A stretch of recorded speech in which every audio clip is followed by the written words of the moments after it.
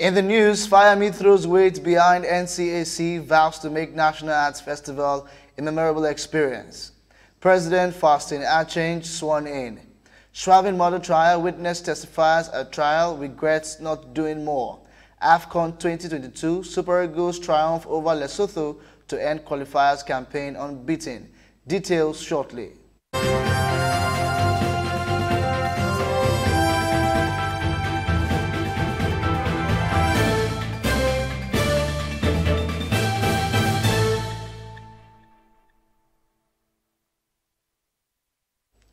This is TOS Television, your digital first Pan-African news network. I'm Musa Zeh Isesele, and this is TOS News 360. Ekiti State Governor Kayode Fayami has vowed to make 2021 National Festival of Arts and Culture, NAFEST, a memorable experience. According to him, Ekiti State is the most suitable state to host such a national program, adding that the state is one of the most peaceful and hospitable places in the country. He promised members of the local organizing committee full support and urged them to discharge their duty with dedication so as to make this year's NAFEST a memorable event. On the spot, the Director General of the National Council for Arts and Culture, Otumba Shegun Rosawe, commended Governor Fayami for the administrative structure being put in place, culminating in the inauguration of the State Local Organizing Committee. At least 7 residents of Ikpayan clan in Obiono, Ibom local government area, Akwa Ibom State, reportedly died during the recent attack on the community by warriors of Ugbo community in Arochukwu local government area of Abia State. It was gathered that 4 persons were missing, scores severely injured, while other 6 houses were razed in the fresh clash between the 2 communities over a parcel of land, which has lasted for decades. Further investigation revealed that a woman and an indigene of Ikpayan, identified as Menfin Udo, was gang raped by the Arochukwu warriors during the attack on the Ikpayan village in March that lasted for 6 days. The federal government has declared Friday and Monday, April 2nd and 5th, 2021 respectively as public holidays to mark this year's Easter celebration. The Director of Press and Public Relations in the Ministry of Interior, Mohammed Manga, disclosed this in a statement issued in Abuja yesterday. According to him, the Minister of Interior, Ogbeni Rauf Aregbesola, who made the declaration on behalf of the federal government, urged Christians to emulate the attributes of forbearance, forgiveness, kindness, humility, love, peace, and patience, which were demonstrated by Jesus Christ. The Federal Capital Territory Administration has provided 5 billion naira in the 2021 budget as counterpart funding for the immediate takeoff of the Special Agro-Industrial Processing Zone (SAPZ) in livestock production. The Chairman Project Implementation Committee, Professor Mohammed Usman, disclosed this at the stakeholder engagement of AFDB/IFAD SAPZ appraisal mission to FCT. He also revealed that the FCTA had developed a strategic implementation plan for the next 3 years of the administration. The Lagos State Civil Society Partnership for Development has decried the deteriorating state of Nigeria's security architecture. Speaking in an exclusive interview with TOS Television, the Board of Trustees Chairman of the group, Ayo Adebusoye, blamed the majority of the insecurity challenges being faced by the country on the failure of its government to establish state and local police to increase the reach of law enforcement officers. Mr. Adebusoye also added that Nigeria is the only country practicing federalism without an established state police, which he added would have stopped majority of the insecurity breaches the country currently faces. Which other federation in the world does not have a state police? There's none. It's just Nigeria. So obviously there's something flawed. We have to come to terms with the fact that we are a federation. And a federation, we have federating units of states. And those states themselves are expected to be able to control a lot of what matters to their own residents, starting with security, which is the prime reason for there to be any government in the first place. We need to come to terms with the fact that our security, as it is now, is failing, has failed, and that's why we're having all the various calls for regional, the Amotekun initiative in the Southwest, which, yes, is okay, but what is really needed is the community and local governments. This is your digital first Pan-African News Network, TOS Television. You are watching TOS News 360, stories from across Africa after the break.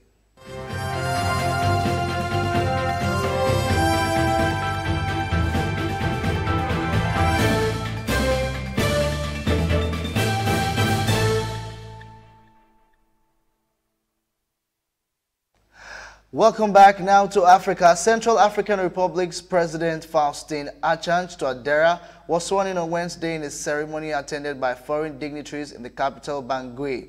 President Touadera was re-elected for a second term on 27 December 2020. The swearing-in ceremony was held at the National Assembly. An attempted coup has been thwarted in Niger following heavy gunfire overnight close to the presidential palace. It was gathered that a group of soldiers behind the assault have also been arrested.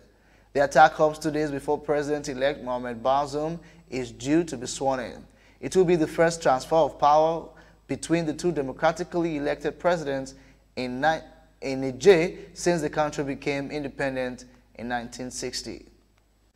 Major roads in Somalia's capital, Mogadishu, were closed on Wednesday morning and security officers deployed ahead of the resumption of a parliamentary session. This amid heightened fears that lawmakers could pass a vote to extend President Mohamed Farmajo's term, privately owned Haren Online reported. The paramilitary unit Haramad was stationed along the Debka junction through to the Dalijer Dansun monument, blocking entry to parliamentary buildings and Villa Somalia, the presidential palace. The United Nations Children's Fund, UNICEF, has expressed concern over the rising number of U.S.-bound migrant children crossing the dangerous Darien jungle in Panama. The UN agency, who made this known in a statement, added that due to the COVID-19 pandemic, figures of migrant children crossing the dangerous jungle increased 15-fold from an initial 2% in 2017 to more than 25% in 2020. 3 men have been arrested for masterminding the kidnapping of 2 Italians who held captive in Syria for almost 3 years. Italian police, who stated this on Tuesday, also noted that over the course of 2016, the 3 who were arrested were all from the northern Brescia province and had convinced 2 businessmen from the area to travel to Turkey with the offer of faking their kidnap during the trip and earn ransom money. Once in Turkey, both businessmen were captured for real near the Syrian border and taken to Syria, where they were held captive by Hayat Tahrir al-Sham, a jihadist group. You are still watching TOS News 360. More stories after the break.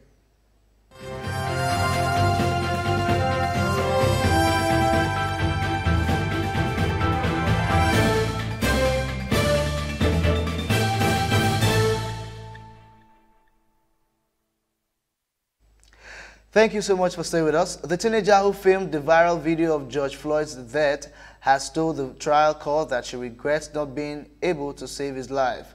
Daniela Frazier, an 18-year-old, was among the witnesses who provided emotional testimony on Tuesday at the high-profile trial of former Minneapolis police officer Derek Chauvin for killing 46-year-old Floyd. Chauvin, 44, is charged with murder and manslaughter for his role in Floyd's May 25, 2020 death, which was captured on video by Frazier and seen by millions, sparking anti-racism protests around the globe. Now moving on to business, the Nigerian Export-Import Bank has announced its partnership with African Export-Import Bank to mobilize the sum of $50 million to support small and medium enterprises in Nigeria. Nexim announced on Tuesday in Abuja that the $50 million Project Preparation Fund for Nigeria was for the provision of technical assistance to bankable SMEs, especially those promoted by women and youths. The bank's managing director, Abubakar Bello, disclosed this at the inauguration of Women and Youth Export Development Fund with the theme Unlocking Export Market Opportunities for Women and Youths. The House of Representatives Tuesday raised the revenue target for the Nigerian Customs Service in the 2021 financial year from 1.465 trillion naira to 1.679 trillion. The House Committee on Customs and Excise made the increase when the Comptroller General of Nigeria Customs Service, Hamid Ali, appeared before during the defense of the 2021 budget proposals and performance of the 2020 budget.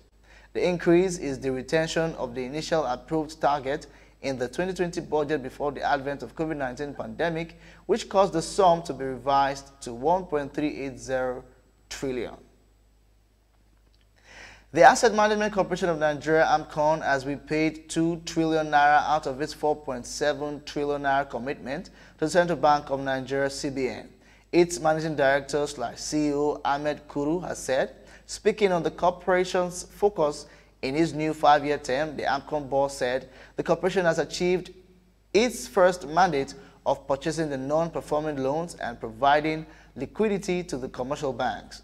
In terms of recoveries, he said AMCON has made a total recovery of about 1.2 trillion naira, sold assets worth about 500 billion naira, and resolved close to 5,000 eligible bank assets. This is the digital first Pan-African News Network, TS Television. You're watching TS News 360. Up next is entertainment and sports.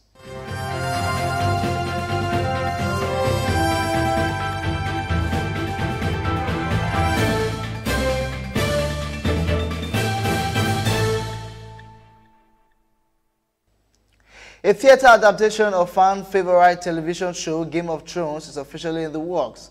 The stage play, produced by British playwright Duncan Macmillan and directed by Dominic Cook, will reportedly center on a gathering set a decade before the events in the HBO hit series based on George R.R. Martin's novels. Reacting to the news, Martin revealed that he and the show's producer are having a great time uncovering the power struggles in the fictional Westeros. Duncan Macmillan and I are having a great time digging into the dynastic power struggles at the heart of George's extraordinary imaginative world, and he has been hugely generous and supportive towards both of us. Global streaming platform Netflix has acquired Nadine Ibrahim's 2019 documentary on scarification in Nigeria. Shot by Ibidunni Oladayo in several cities in Nigeria, the intriguing documentary titled Marked explores the reasons behind scarification in Nigeria, as well as how the practice intertwines with beauty, identity, and spirituality. The documentary, which premiered on the streamer on March 28, also features model Adetutu Oji Alabi, who gained prominence as a model with tribal marks. The documentary is produced by Ibrahim and Ishaya Bako. Now moving on to sports, the Super Eagles of Nigeria gave fans a showcase of class in the concluding chapter of their 2020 One Africa Cup of Nations qualifying series with an authoritative 3-0 defeat of the Crocodiles of Lesotho at the Teslim Balogun Stadium in Lagos. Eagles technical advisor Ganot Raw, who rested the first choice goalie Maduka Okoye, started Tyrone Ebuehi at right back in place of Olaoluwa Aina. Ogenekaro Etebo started instead of Joseph Ayodele Aribo and Alex Iwobi as well, ahead of Henry Onyekuru after the Everton defender tested negative to COVID-19 following a test in Benin Republic which returned positive. The Eagles finished the campaign with 14 points, winning home and away against Benin Republic and Lesotho, and only dropping points against Sierra Leone. The captains band which Portugal's Cristiano Ronaldo threw to the ground in disgust after Portugal's World Cup qualifier against Serbia is being auctioned off to pay for a baby's medical treatment. Ronaldo ripped off the armband, slammed it into the turf after seeing his last-minute goal cancelled in Portugal's 2-2 draw in Belgrade last week. However, a charity which is raising money for a 6-month-old boy from Serbia with spinal muscular atrophy to undergo surgery has managed to obtain the armband and is auctioning it off after it was picked by stadium staff. Callum Hudson-Odoi has left the England under-21 camp in Slovenia and returned to Cobham for further assessment on the shoulder injury sustained in training last week. The winger missed the Young Lions group game against Portugal on Sunday after picking up the injury in the build-up to the match. It was hoped he might feature in this evening's clash with Croatia, but under-21's manager Heidi Boothroyd has revealed the player has now left the camp. Callum is definitely out, he said. Ahead of today's match, he has gone back to his club. And that is TS News 360 on your digital first Pan-African News Network. For more updates, visit our website www.tstvnetwork.com. Do follow and like TS Television Network on Facebook, Twitter, and Instagram, and remember to subscribe on YouTube. Do stay with us and enjoy more programs on TS Television Network. I am Musa Ze Isesele. Thank you for watching.